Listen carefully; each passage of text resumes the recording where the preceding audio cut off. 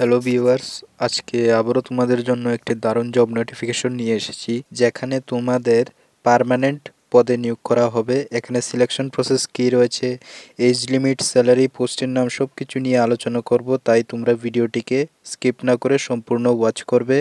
আর তুমি যদি চ্যানেলে নতুন হয়ে থাকো তাহলে অবশ্যই চ্যানেলটিকে সাবস্ক্রাইব করে পাশে থাকা বেল আইকনটিকে প্রেস করে রাখবে, এমনই জব সংক্রান্ত খবর সবার প্রথমে পাওয়ার জন্য। তো আজকের ভিডিওটি তোমাদের জন্য খুবই গুরুত্বপূর্ণ ভিডিও হতে চলেছে, কারণ এটা ত্রিপুরা সরকারের পার্মানেন্ট পদে নিয়োগ করা হবে। এখানে অনেকগুলি পোস্টের মধ্যে গ্রুপ সি পদে নিয়োগ হচ্ছে, তাই আজকের ভিডিওটা সম্পূর্ণ ওয়াচ করবে। তো দেখো আজকের ভ্যাকেন্সিটা কতগুলি পোস্ট রয়েছে সমস্ত কিছু আলোচনা করব। এডুকেশন কোয়ালিফিকেশনটা ভালো করে দেখো, তারপর ফর্ম ফিল আপ যারা করবে তারা এই নম্বরে হোয়াটসঅ্যাপ করতে পারবে 6033359067। আর অবশ্যই তোমরা প্রথম দিকে অ্যাপ্লাই করার চেষ্টা করবে, কারণ লাস্ট ডেট চলে আসলে সার্ভারটা খুবই খারাপ থাকে।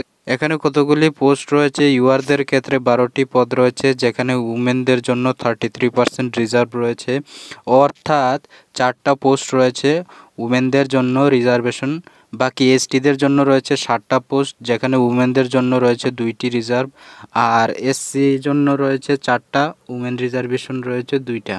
তো টোটাল এখানে পোস্ট রয়েছে 23। এটা কিন্তু রেগুলার পার্মানেন্ট জব, তো অবশ্যই তোমাদের জন্য একটি বেস্ট অপরচুনিটি, অবশ্যই তোমরা এটা মিস করবে না। এবং উমেনদের জন্য রয়েছে 8টা, যেটা রিজার্ভেশনের ক্ষেত্রে।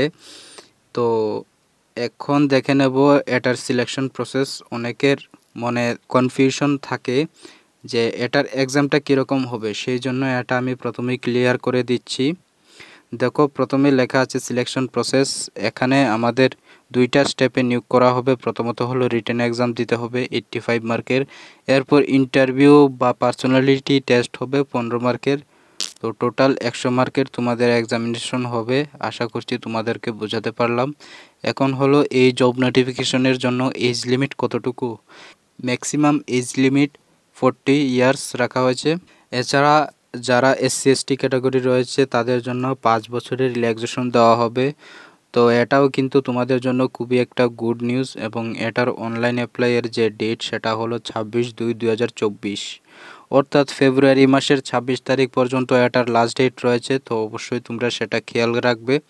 এবং এটার অনলাইন অ্যাপ্লাই ডেট শুরু হবে 25 তারিখ থেকে। এখন আলোচনা করব কোন পোস্টে নিয়োগ করা হচ্ছে এবং কি ভ্যাকেন্সি এসেছে। সবার আগে দেখে নিই কোন ডিপার্টমেন্টে ভ্যাকেন্সিটা এসেছে। এটা ত্রিপুরা পাবলিক সার্ভিস কমিশন থেকে এসেছে, অর্থাৎ টিপিএসসি মাধ্যমে এই ভ্যাকেন্সিটা বেরিয়েছে। এবং এটাতে মোট 23টি পোস্ট রাখা হয়েছে, এটা প্রথমেই বলেছি। এখন এটা কোন পোস্টে নিয়োগ করা হবে, এটা কম্পিউটার অ্যাসিস্ট্যান্ট ট্রেজারি যে অফিসগুলো রয়েছে আমাদের ত্রিপুরায়, সেখানে তোমাদের বিভিন্ন কম্পিউটার অ্যাসিস্ট্যান্ট দেখো এখানে লেখা আছে। 23টি পার্মানেন্ট পোস্ট ফাইন্যান্স ডিপার্টমেন্ট ট্রেজারিতে তোমাদের কম্পিউটার অ্যাসিস্ট্যান্ট পদে নিয়োগ করা হবে। তো আমি বলবো এটা তোমাদের জন্য খুবই বেস্ট অপরচুনিটি, এটা অবশ্যই মিস করবে না।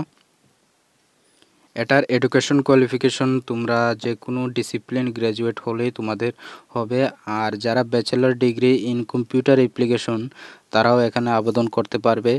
যারা বিভিন্ন বিটেক করে রেখেছো কম্পিউটার অ্যাপ্লিকেশনের মধ্যে তারাও এটাতে আবেদন করতে পারবে।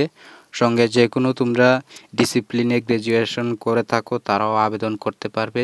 আবারও বলে দিচ্ছি, যারা নর্মাল গ্র্যাজুয়েশন করে রেখেছেন সাথে কম্পিউটার ডিপ্লোমা 1 বছরের করে রেখেছো তারা আবেদন করতে পারবে। অথবা যারা বিটেক করে রেখেছো কম্পিউটার সায়েন্সে বা কম্পিউটার অ্যাপ্লিকেশনে তারাও আবেদন করতে পারবে। তো আশা করি অবশ্যই তোমরা বুঝতে পেরেছো। আশা করি এটার এজ লিমিট থেকে এডুকেশন কোয়ালিফিকেশন টোটাল পোস্ট যেগুলি আছে সেগুলি বুঝতে পেরেছো। আবারও বলছি এটার লাস্ট ডেটটা 26 তারিখ, আগামী ফেব্রুয়ারি মাস পর্যন্ত রয়েছে। আবারও বলছি, যারা অনলাইন আবেদন করতে চান তারা আমার এই হোয়াটসঅ্যাপ নম্বরে যোগাযোগ করতে পারেন। ভিডিও ভালো লাগলে শেয়ার করবে আর চ্যানেলটিকে সাবস্ক্রাইব করে পাশে থাকবে। দেখা হচ্ছে পরবর্তী ভিডিওতে। ধন্যবাদ।